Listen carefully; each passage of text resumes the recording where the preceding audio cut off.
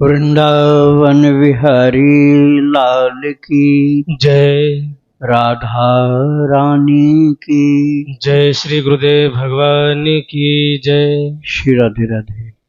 भक्ति प्रश्नोत्तरी कार्यक्रम प्रारंभ किया जा रहा है। आइए हम भक्ति संबंधित प्रश्नों को श्रवण करें। श्री राधे राधे गुरु जी, आपके श्री चरणों में कोटि कोटि दंडवत प्रणाम। सहारनपुर से गुरु जी, इनका प्रश्न है, भगवान शिव की अनन्य भक्ति प्राप्त करने के लिए और उनकी प्रसन्नता के लिए श्रावण मास में कौन सा क्या साधन करें? श्री राधे राधे। शिव जी सबसे ज्यादा प्रेम करते हैं भगवान राम जी के नाम से। तुम पुनि राम राम दिन राति, सादर जपहु अनंग अराती। पार्वती माता ने कहा ये, हे प्रभु आप राम राम दिन रात जपते हो। तुम पुनि राम राम दिन राति, ऐसा नहीं कि थोड़ी देर करते हैं, दिन रात राम राम जपते हो। सादर जपहु अनंग अराती। हे प्रभु आप सादर प्रेम के साथ आदर के साथ रात दिन राम राम जपते हो। जासु नाम बल शंकर काशी, देत सबहि सम गति अविनाशी। जिन प्रभु राम के नाम के बल से ही शिव जी मोक्ष प्रदान करते हैं काशी में, वो नाम राम राम रात दिन रटते रहते हैं। तो आप चाहते हैं कि सावन में शिव जी आपके ऊपर प्रसन्न हो, तो आप उनके पास बैठ करके राम नाम सुनाओ, और चाहो तो बिल्वपत्र पर आप चंदन से या केसर से राम राम लिखकर उनके ऊपर चढ़ा सकते हो।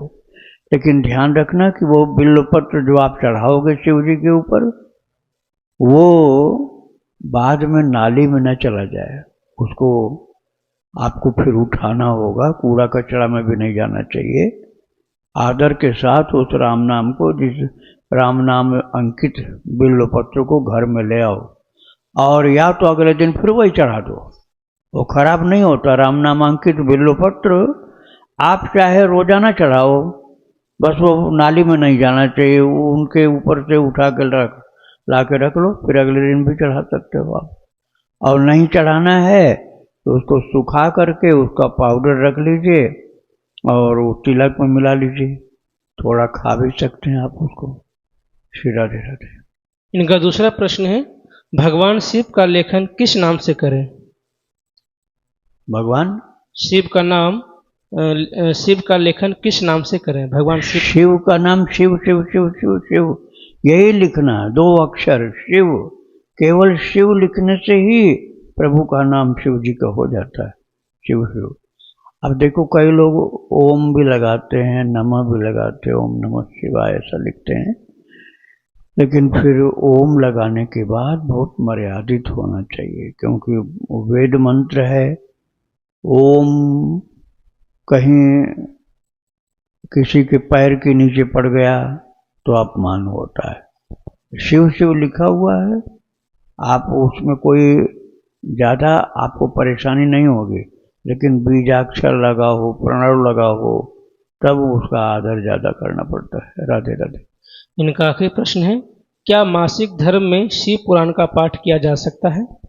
मासिक धर्म में करना है तो आप ग्रंथ छू के मत करो, नहीं तो दोष लगेगा आपको। फिर कैसे करोगे?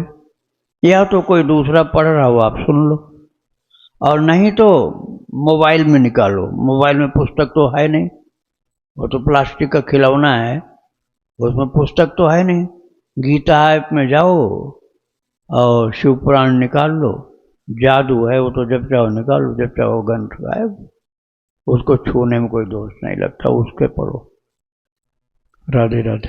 तान्या जी हैं गुड़गांव से, इनका प्रश्न है, गुरुदेव मैं यह निर्णय नहीं कर पा रही हूँ कि मुझे डॉक्टर का क्षेत्र चुनना चाहिए या फिर क्रिएटिव लाइन जैसे मेकअप आर्टिस्ट, फैशन डिजाइनर या पेंटिंग आर्टिस्ट का। मैं पढ़ाई में भी अच्छी हूँ और मेरी रचनात्मक क्रिएटिविटी भी बहुत अच्छी है। अब मेरी उम्र 22 साल हो चुकी है। अगर मैं डॉक्टर बनती हूँ तो मुझे लगभग 10 साल लगेंगे, जबकि क्रिएटिव फील्ड में 2 से 4 साल के भीतर कुछ बन सकती हूँ। कृपया मेरा मार्गदर्शन कीजिए कि कौन सा क्षेत्र मेरे लिए उचित रहेगा। साथ ही कृपया कर यह भी बताइए कि क्या मेरा चुना गया पेशा ऑक्यूपेशन मेरे भक्ति जीवन को प्रभावित करेगा, क्योंकि मैं राधा कृष्ण की प्रेमी भक्त हूँ और प्रतिदिन प्रेम से नाम जप करती हूँ। एक विनम्र प्रार्थना और है कि मैं जीवन में अब तक विवाह या गृहस्थ जीवन की ओर नहीं जाना चाहती, जब तक मैं शिक्षित होकर आत्मनिर्भर न बन जाऊं। मैं चाहती हूँ कि मेरी भक्ति, शिक्षा और करियर संतुलित रहे और जीवन श्री राधा के चरणों में अर्पित हो। कृपया मुझे सही दिशा दिखाएं जिससे मेरा जीवन सार्थक और भगवत भक्ति की ओर ओतप्रोत हो सके। श्री राधे राधे। आपकी कमाई यदि पवित्र होगी, ईमानदारी की होगी, किसी को सताए बिना, परेशान किए बिना अर्निंग आपकी होगी और उसका एक विशेष अंश भगवत सेवा में लगता होगा, गरीबों की सेवा में, दीन दुखियों की सेवा में, भक्तों की सेवा में, संतों की सेवा में, गौ माताओं की सेवा में यदि कुछ अंश लगेगा ईमानदारी की कमाई का, तो वह आपके लिए बहुत फलित होगा, अच्छा फल देगा। अब नौकरी या बिजनेस आपको करना है वो तो खुद आप अपने आप चयन करिए, उसका चयन आपको करना है। मैंने तो उसका मूल बता दिया कि आपकी कमाई यदि किसी को सताए बिना मेहनत की प्राप्त होती है तो उस कमाई के द्वारा भक्ति में लाभ प्राप्त होगा, और यदि वो अर्निंग किसी को दुख दे करके मिलती है तो भक्ति में भगवान की प्रसन्नता का लाभ नहीं मिल पाएगा आपको। किसी को कष्ट देने पर भगवान खुश नहीं होते। राधे राधे। वंदना जी दिल्ली से, उनका प्रश्न है, मेरी एक सहेली का प्रश्न है, वह मंदिर में सोहनी सेवा करती है पर जब पीरियड्स आते हैं तो वह बहुत परेशान हो जाती है, दुखी हो जाती है। क्या आते हैं? जब वो मंदिर में सोहनी सेवा करती है हाँ। और जब पीरियड्स मासिक धर्म आती हैं तो वह बहुत परेशान हो जाती है, दुखी हो जाती है। क्या वो पीरियड्स में सोहनी सेवा कर सकती है? अगर नहीं तो 3 दिन बाद कर सकती है। कृपया समाधान करें। वह भगवान के गर्भगृह में ना जाए या भगवान छुए, ये तो पोछा सेवा कर सकती है कि नहीं? नहीं, गर्भगृह में जाकर सेवा नहीं करनी आपको 5 दिन तक, और सार्वजनिक मंदिर है तब तो बहुत सावधानी रखनी पड़ेगी, और आपके घर का मंदिर है तब भी 3 दिन तक तो वर्जित ही है।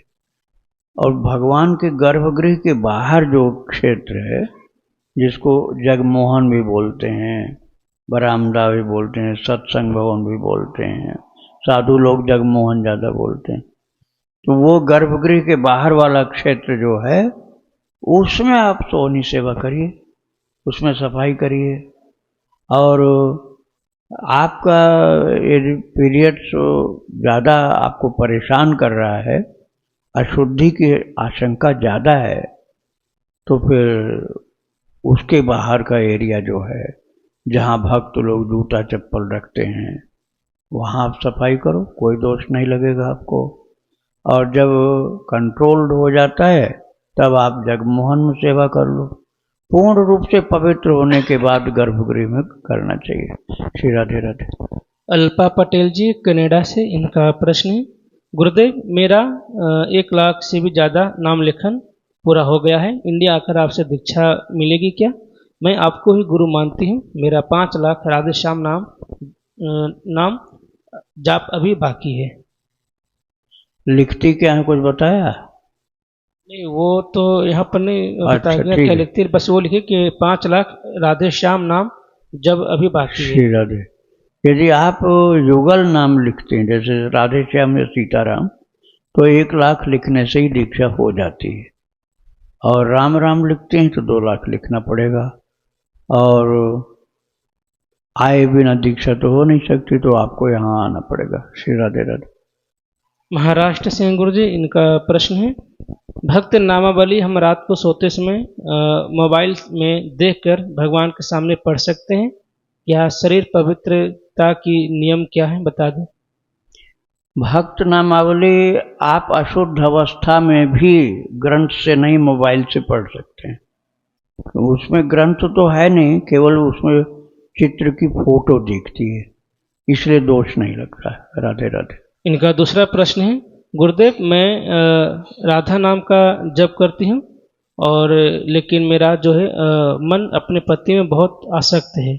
मुझे नाम जप करती हूँ लेकिन मेरे दिमाग में पति का ही ख्याल आता है, तो मुझे डर लग रहा है कि कहीं भगवत प्राप्ति में कुछ बाधा न हो जाए। नहीं, साधक के लिए ऐसा नहीं सोचना है। शुरुआत में ऐसी बाधा आ सकती है, लेकिन आगे बढ़ने पर ये बाधा धीरे धीरे कम होती जाती है और खूब जप करने पर, खूब ज़्यादा नाम लेकर नाम जप करने पर इस बाधा का निवारण हो जाएगा। अभी आप हिम्मत मत छोड़ो, लेखन चालू रखो, जप चालू रखो। श्री राधे राधे। प्रियांश जी हरियाणा से, इनका प्रश्न है, महाराज जी निकुंज और गोलोक धाम में क्या अंतर है? दोनों ही क्या श्री राधा कृष्ण के धाम में या कुछ अंतर है? मेरा फ्रेंड का प्रश्न है महाराज जी, मेरे इष्ट श्री राधा कृष्ण में उन्हीं का नाम लेखन जप करता हूँ महाराज जी, जैसे बाकी समय होता है तो क्या मैं यह जप सकता हूँ, जगन्नाथ सहारा बन जाओ मेरे, सारे सारे छूट गए जगन्नाथ सहारा बन जाओ? यह भजन मैंने सुना तब से इतना आनंद आता है और यह सुनते ही हृदय भाव से भर जाता है, और कभी कभी राधा कृष्ण का नाम सुनते भी हृदय भाव से आंसुओं से भर जाता है। क्या महाराज यह सही है? जिस भजन में भगवान का भाव प्रेम उत्पन्न होता है वो सब भजन अच्छा है। यदि भगवान की याद आती है, प्रेम उत्पन्न होता है, रोना होता आता है, तो भजन आपका सार्थक है। और क्या था इसमें प्रश्न? कुछ शुरू में और भी था। इनका ये था कि वो जो निकुंज और गोलोक धाम में क्या अंतर है?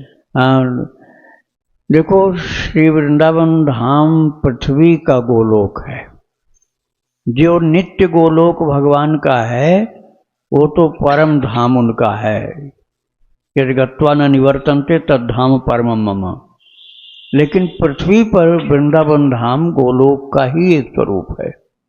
तो यहाँ निकुंज और कुंज का दर्शन वैसे तो हम लोग निधिवन सेवा कुंज में देखते हैं, लेकिन इसमें हमको वो स्वरूप नहीं दिखता है जो स्वरूप स्वामी हरिदास जी को दिखता था।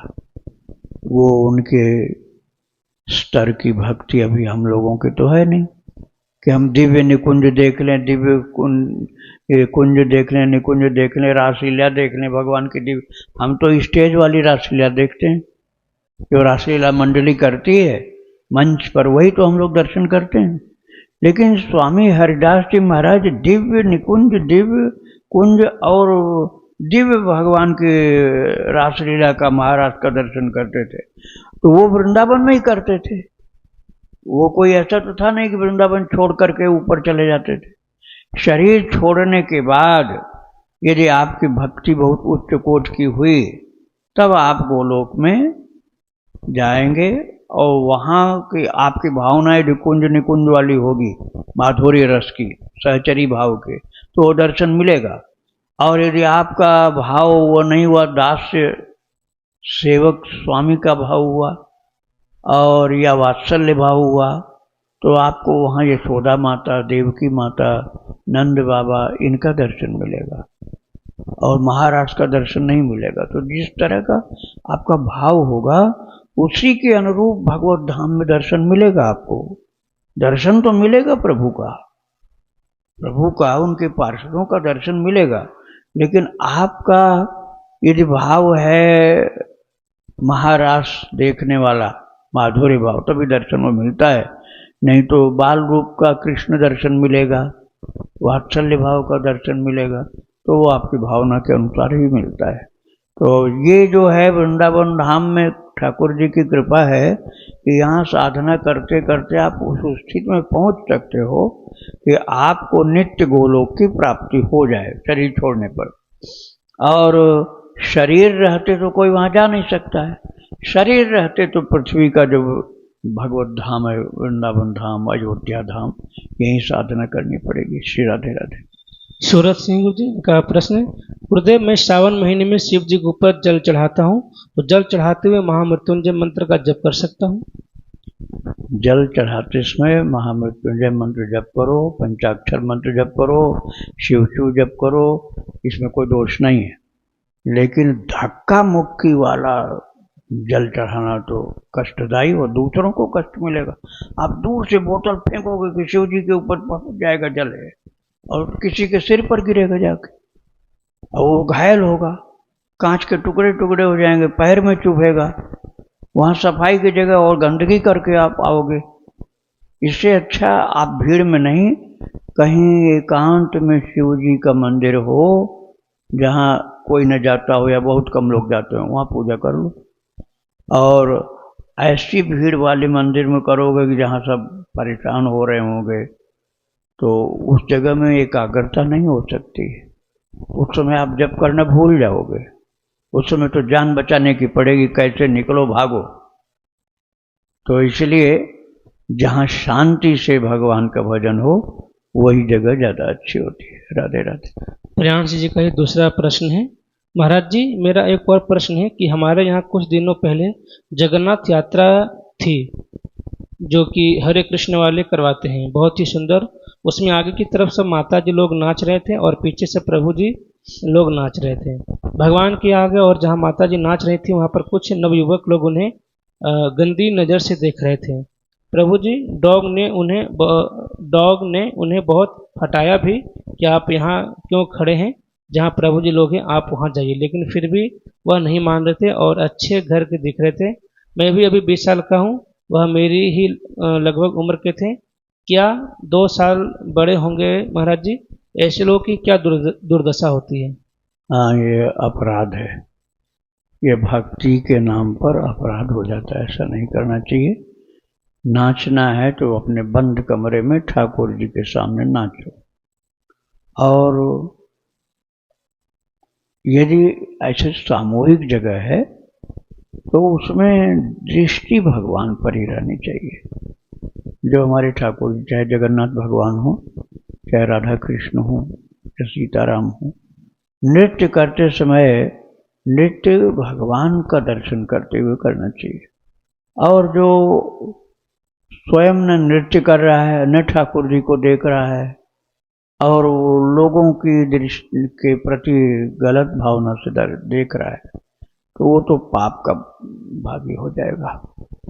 उसको जरूर अपराध लगेगा, इसमें कोई संदेह नहीं। श्री राधे राधे। अतिरंजना जी जबलपुर से, इनका प्रश्न है, शंकर स्वयं केसरी नंदन, इसका अर्थ क्या है? कृपया मार्गदर्शन करें, इसके बारे में बताएं। अरे भाई, शंकर स्वयं तो नहीं लिखा, शंकर सुवन लिखा है। हनुमान चालीसा में शंकर सुवन केसरी नंदन लिखा। अब ये स्वयं बोल रहे हैं, तो स्वयं अभी गीता प्रेस ने या किसी अच्छे प्रेस ने स्वयं छापा नहीं है। अपने आप कोई छपवा ले तो अलग बात है, नहीं तो शंकर सुवन ही लिखा है। शंकर सुवन का मतलब हुआ शिव जी के पुत्र। अब आत्मा वही जायते पुत्र, आत्मा ही पुत्र के रूप में जन्म लेता है। इस सिद्धांत के अनुसार वो शिव जी के ही स्वरूप है। तो आप शंकर सुवन बोलो। शिव जी के पुत्र इसलिए भी हैं कि शिव जी का मोहिनी दर्शन के समय जो तेज प्रकट हुआ था, उसी वशिष्ठ जी महाराज ने आराधना की थी। उन्हीं का ही एक अंश अंजना माता के गर्भ से हनुमान जी के रूप में प्रकट हुआ, इसलिए उनको शंकर सुवन कहा गया। मैंने थोड़ा सा मर्यादा में बोला ये बात, नहीं तो शब्द उपयुक्त नहीं होता, संकेत मात्र बताया है। तो शंकर सुवन वो सत्य है, शंकर स्वयं मत करो। जो तुलसीदास जी ने लिखा वही आप रखो, अपने मन से बदलना नहीं चाहिए। राधे राधे। इनका दूसरा प्रश्न है, अगर परिवार में अपने स्वयं के कोई शांत होता है तो कितने दिन में पूजा करनी चाहिए? मुझे ड्यूटी भी जाना होता है, कृपया मेरा मार्गदर्शन करें। परिवार में कोई साथ में हो, शांत हो जाए, मतलब शरीर छूट गया, तो कितने दिन बाद पूजा करनी चाहिए? अच्छा चलो, पूजा की बात तो आपने पूछ लिया है, तो कर्मकांड की बात आप पूछ रहे हैं, मैं आपके शरीर की बात पूछ रहा हूँ कि तुम कितने दिन भोजन छोड़ सकते हो? भोजन कितने दिन छोड़ सकते हो? एक दिन भी नहीं छोड़ पाओगे, आधा दिन शायद छोड़ो किसी के मरने के बाद। और भगवान का ही भोजन बंद करोगे, भगवान का नहलाना धुलाना भोजन सब बंद कर दोगे, अपना नहीं बंद करोगे, ये भक्ति की बात तो नहीं है। तो कर्मकांड, और कर्मकांड केवल भगवान के ऊपर लागू कर रहे हो, अपने ऊपर तो कर ही नहीं रहे हो। अरे पालतू जीवों को, बकरी को, गाय को, कुत्ता तक को लोग भोजन कराएंगे, बस भगवान का बंद कर देंगे। घर में कुत्ता पालें तो कुत्ता को रोटी खिलाएंगे, लेकिन भगवान के ना, हम 15 दिन तक भगवान को भोग नहीं लगाएंगे। ये भक्ति नहीं, ये तो बड़ा भारी अपराध है। ये कर्मकांड तुम्हारा उद्धार नहीं करेगा, ये नासमझी वाला कर्मकांड है। अरे ठाकुर जी को भोग लगाओ, ऐसा कर सकते हो कि तुम्हारे मन में खोट है कि हम भगवान के नाम से शुद्ध नहीं हो सकते, ये तो गलत है। लेकिन तुम्हारे मन में ये बरसा हुआ है तो बच्चों से भोग लगवाओ, भगवान को घर से बाहर मत निकालो। कोई सूतक लगा है तो भगवान को घर से बाहर नहीं निकालना चाहिए। घर तो उन्हीं का, मालिक तो वो हैं, वो तुम्हें निकाल सकते हो, तुम उनको नहीं निकाल सकते हो। भक्ति के सिद्धांत के अनुसार तुम उनको घर से बाहर नहीं निकाल सकते हो। निकालोगे तो तुमको निकाल देंगे पहले ही, फिर तुम पछताते रहोगे। तुम्हारे मन में राम नाम पर विश्वास, श्रद्धा नहीं है तो बच्चों से करवा लो पूजा, लेकिन उनकी पूजा, सेवा, उनका भोग, उनकी आरती ये नहीं बंद करना है। तुम नहीं छूना चाहते हो, मत छुओ, लेकिन उनकी सेवा पूजा नहीं बंद कराओ। जिससे चाहो उससे, घर के किसी अन्य व्यक्ति से या रिश्तेदार से भी करा सकते हो। सर्वोत्तम यही है कि आप उनका दर्शन करो, उनके सामने कीर्तन करो। वात्सल्य भाव है तो पूजा भी करो, सेवा भी करो। श्री राधे राधे। मेरठ सिंह गुरु जी, ममता जी, इनका प्रश्न है, मेरे बेटी की कुंडली में काल सर्प दोष है, तो उसके लिए पूजा करवाने के लिए पंडित जी ने बोला है, तो इसकी पूजा होगी, तो गुरु जी इसकी पूजा करवानी पड़ेगी या नहीं, कृपया बताएं। पंडित जी वाली बात तो पंडित जी से ही पूछनी पड़ेगी, मैं उनकी बात में दखल नहीं दे सकता हूँ। लेकिन मैं इतना ही कहूँगा कि भगवान के नाम से बड़ा कोई काल सर्प नहीं होता। आप रात दिन भजन करो, रात दिन भजन करो, भगवान के नाम का लेखन करो, जप करो, प्रभु का नाम भजन के रूप में जपते रहो, गाते रहो, कीर्तन करते रहो, कोई काल सर्प नहीं आ सकता है। मैं ये नहीं कह रहा हूँ पंडित जी की बात मत मानो। आप भक्ति नहीं करोगे तब वो बात आपको माननी पड़ेगी, काल सर्प के पूजन वाली। और भक्ति करोगे तो कुछ नहीं बाधा है। श्री राधे राधे। इनका दूसरा प्रश्न है, मेरे पति बहुत शराब पीते हैं, हम बालाजी भी गए थे, वहां से भी ठीक नहीं हुए हैं। एक बार ही गए हम, मैं घर में लड्डू गोपाल की सेवा भी करती हूँ और मंदिर में शिव जी पर जल चढ़ाती हूँ और 11 माला अभी शुरू किया है मैंने राधा नाम की, और जब जपता हूँ सोमवार में 8 दिन हो जाएंगे। तो पति के लिए कर रहे हैं क्या? शराब पीते हैं उनके बारे में बता जरा, बाकी खुद उसके बाद आगे नहीं बताया। राधा नाम के जप करती हैं, 11 माला रोजाना करती हुई शुरू की। आपका जप तो ठीक है, लेकिन उससे पतिदेव शराब जल्दी नहीं छोड़ने वाले हैं। ये तो ऐसी महाबीमारी पाल रखा उन्होंने कि ये तभी छोड़ता है शराबी जब डॉक्टर ये बता देता अब मर जाओगे तुम, क्योंकि कैंसर हो गया तुमको और 3rd स्टेज में 4th स्टेज में है, अब बच नहीं सकते हो,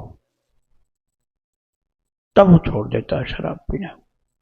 बचे भले नहीं, लेकिन उस समय वो शराब छोड़ देता, मरने की स्थिति सामने आ जाती है।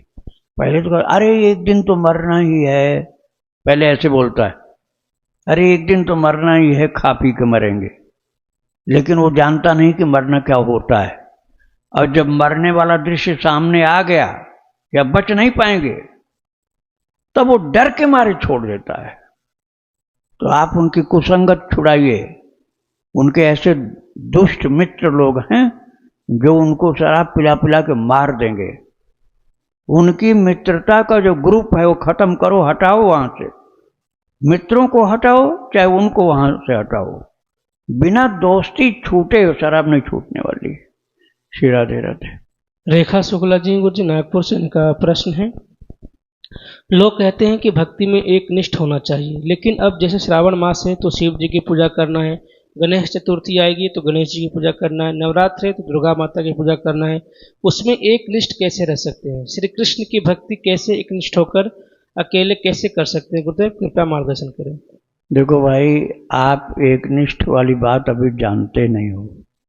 आप जाओ गोवर्धन में, गया प्रसाद जी महाराज वहाँ थे, अब शरीर नहीं उनका। आप पूछो कि वो कितने और देवताओं को पूजते थे। किसी को नहीं, केवल कृष्ण की पूजा करते थे वो, केवल कृष्ण की। हम नहीं कह रहे हैं कि शिव जी की पूजा आप मत करो, लेकिन आप कहते हो कि ये कैसे हो सकता है। केवल कृष्ण की पूजा करने से सब देवी देवता प्रसन्न हो जाएंगे, सभी संतुष्ट हो जाएंगे। केवल कृष्ण की पूजा करने से सबका आशीर्वाद मिल जाएगा आपको। आपको स्वप्न में दर्शन मिल जाएगा, पार्वती माता, दुर्गा माता और शिव जी का सबका, और आशीर्वाद दे जाएंगे आपकी भक्ति अनन्य देख करके। अब आप डामाडोल हो तो हम क्या करें। एक निष्ठ आप हो ही नहीं सकते हो, क्योंकि आपकी श्रद्धा कमजोर है।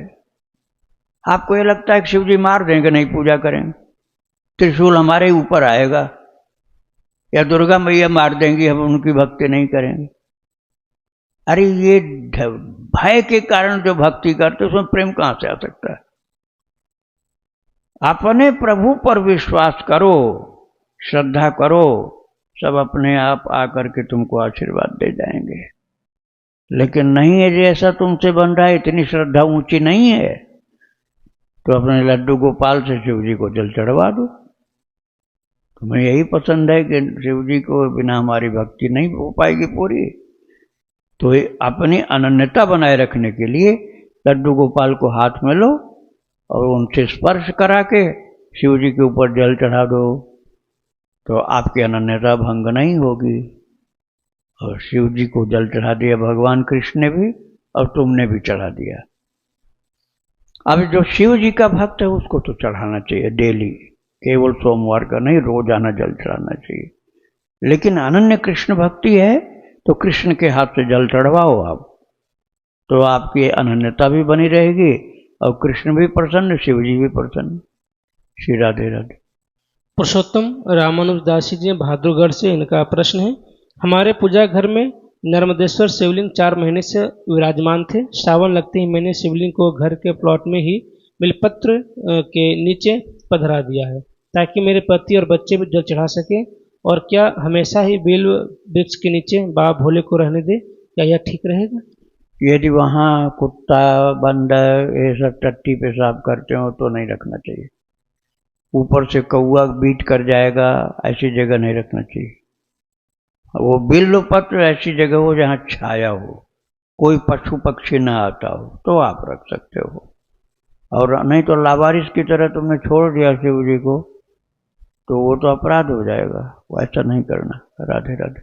लवकेश ग्रोवर जी, इनका प्रश्न है, मैंने 1 करोड़ नाम जप की महिमा पढ़ी है, जिसमें यह लिखा है कि 1 करोड़ नाम जप के बाद स्वप्न में संत लोग दर्शन देते हैं। मेरा यह प्रश्न है कि अगर मैं हरे कृष्ण महामंत्र का जप करता हूँ तो क्या एक बार जपने पर 16 माला जप होता है?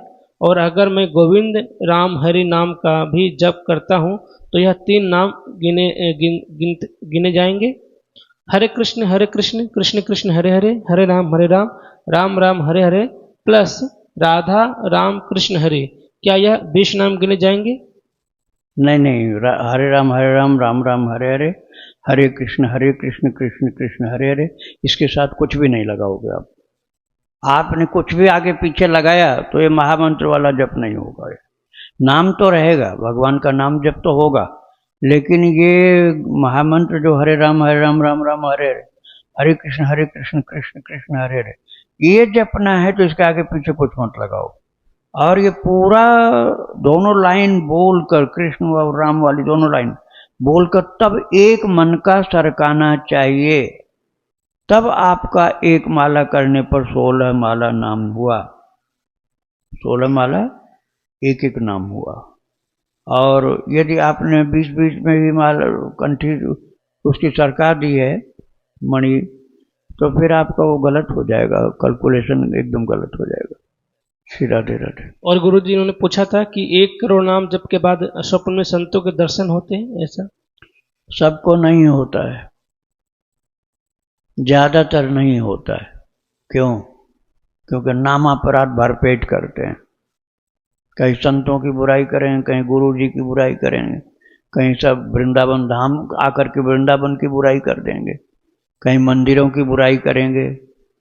तो ये जो बुराई करते रहते हो ना सबकी, वो भजन को काट के माइनस में पहुंचा देता है। जैसे ऐसा समझो कि जो बर्तन साफ सुथरा है बढ़िया, उसमें तुमने एक गिलास दूध पिया तो दूध का पूरा लाभ मिलेगा आपको। और उस बर्तन धोया ही मांजा नहीं, इतनी गंदगी कूड़ा कचरा लगा हुआ, अब एक गिलास दूध पिया तो क्या दूध का फायदा मिलेगा पूरा? दूध तो है लेकिन बर्तन तो गंदा है। ऐसे ही तुम्हारा अंतःकरण गंदा है, पाप से भरा हुआ है, तो उतना फायदा नहीं मिल सकता। टाइम ज़्यादा लगेगा, जब ज़्यादा करने पड़ेगा, 1 करोड़ की जगह कई करोड़ जपना पड़ेगा। तो आप सत्संग प्राप्त करो, सदाचार से रहो, किसी को सताओ नहीं, निंदा झूठ ये सब नहीं बोलो, लोगों की सहायता करो, सेवा करो, आशीर्वाद प्राप्त करो, पवित्र अंतःकरण बनाओ, तब होगा 1 करोड़ जपने से लाभ। और आपने पापाचार चालू रखा तो नहीं हो पाएगा। वो समझ लो पापों का पहाड़ ढहाने में ही राम नाम खर्च हो जाएंगे। राधे राधे। गुरुदेव के चरणों में कोटि कोटि प्रणाम। श्री राधे। गुरुदेव, मेरा प्रश्न ये है कि कई बार महापुरुषों में जो मतभेद होता है उसके पीछे क्या रहस्य है?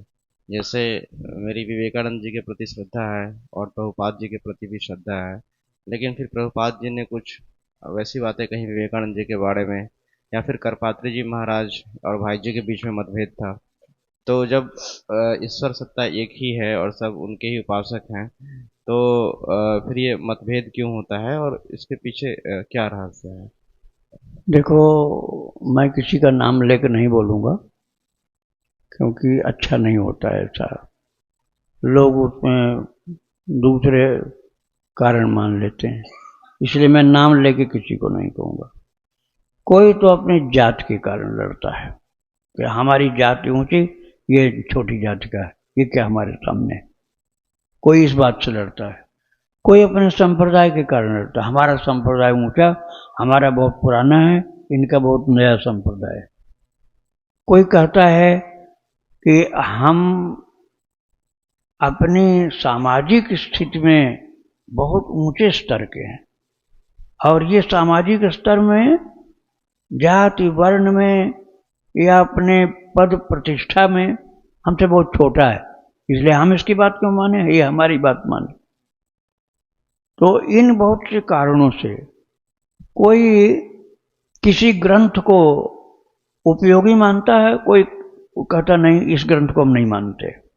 जैसे वेद है, अब वेद मानने वाला उपनिषद को भी कोई मानता है बराबर, लेकिन आर्य समाजी लोग उपनिषद को वेद के बराबर नहीं मानते।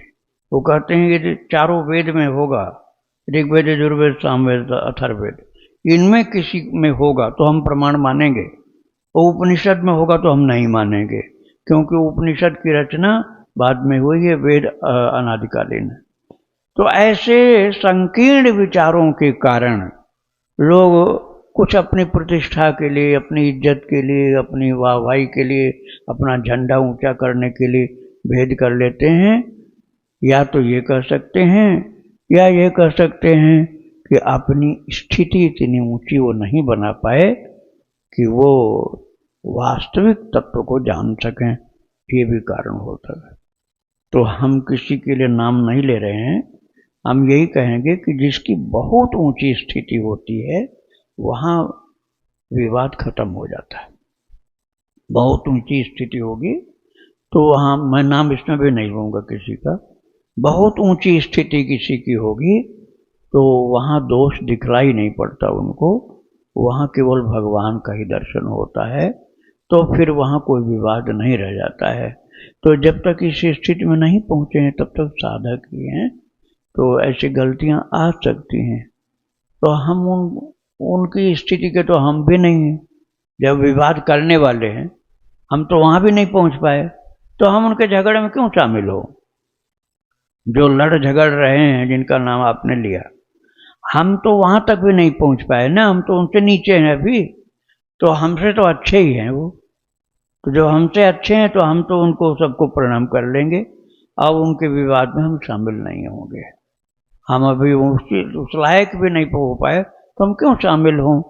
हम तो बस अपने सीधे ठाकुर जी से भक्ति जो बढ़िया बन सके उसको करते रहें, और वो भगवान के ऊपर छोड़ने कि प्रभु आप जानो उन लोगों की स्थिति कहाँ हमारी पहुंच पाए।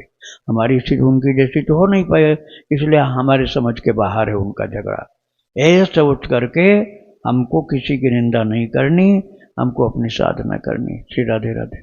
गुरुदेव के चरणों में कोटि कोटि प्रणाम। दो प्रश्न गुरुदेव। एक प्रश्न, अभी आपने एक प्रश्न में बोला कि भय से अगर चढ़ाएंगे आप तो उससे प्रेम नहीं मिल सकता, और ये ब्रज में भी बोला गया है। लेकिन मानस में जैसे एक जगह है ना, समुद्र को वो करते हैं कि भय भिन्न होत ना प्रीति, हाँ हाँ, उसके बारे में थोड़ा। वहाँ भगवान ने ये कहा है कि ये जड़ है, जल पंचभूत जो है, पंचभूत में ही जल भी आता है। शीत जल पावक गगन समीरा, तो उसमें जल भी पंचभूत में ही आता है। तो भगवान ने कहा ये जड़ है, और जड़ को भय दिखाने पर ही समझ में आता है जब डरता है। इसलिए भगवान ने मारा नहीं, केवल खींचा अग्निबाण, अग्निबाण का संधान किया, छोड़ा नहीं, और उसमें से ज्वाला ऐसी निकली कि समुद्र ने समझ लिया हमको सुखा देंगे। सुखाया नहीं था, और न बाण को छोड़ा था, और तुरंत समुद्र सामने आ गया। तो लक्ष्मण जी खुश हुए, बोले हाँ ये करना चाहिए था। आप 3 दिन से बैठे हुए हैं प्रभु, और 3 दिन से आपकी तपस्या को देख करके जरा सा भी पसीजा नहीं, और वो जब आपने बाण चलाया तब डर के मारे आ गया सामने। तो डर के मारे सामने तो समुद्र आ ही गया था। तो भगवान ने कहा कि जो जड़ है वो जब उपदेश नहीं सुनता है तब उसको भय देगा, मर जाएगा तू नहीं भजन करेगा, तो नहीं भजन करेगा तो मर जाएगा, 7 दिन में मरेगा। और 7 दिन में तो सभी मरते हैं, लेकिन उसके दिमाग में बात बैठ गई कि 7 दिन नहीं मरना, तब तो भजन करना जरूरी। तो ऐसे ही साधक जैसे भय सामने आ जाए तो भजन करने लग जाता है, तो ऐसे ही जिनके समझ में उपदेश नहीं आता है उनको कोई भय उत्पन्न करने वाली बात बता दो तो सावधान हो जाते हैं। तो ऐसे ही भगवान ने सिंधु को पहले प्रार्थना किया था, क्योंकि विभीषण ने कहा था कि प्रभु प्रभु तुम्हार कुलगुरु जलधि, ये आपको कुलगुरु है, आप इनकी प्रार्थना करिए। लेकिन लक्ष्मण से भगवान ने कहा ये नहीं समझ में आ रहा है, इनके ये जड़ हैं, इसलिए इनको शक्ति दिखानी पड़ेगी। भगवान ने शक्ति दिखाया नहीं, केवल भयभीत किया था, और फिर तुरंत आ गए वो। तो इसलिए ये पात्र के अनुसार होता, सभी के लिए ऐसा भगवान शस्त्र नहीं दिखाएंगे, लेकिन जो अपनी चेतना को भूल करके जड़ हो गया है उसके लिए ऐसा करना पड़ता है।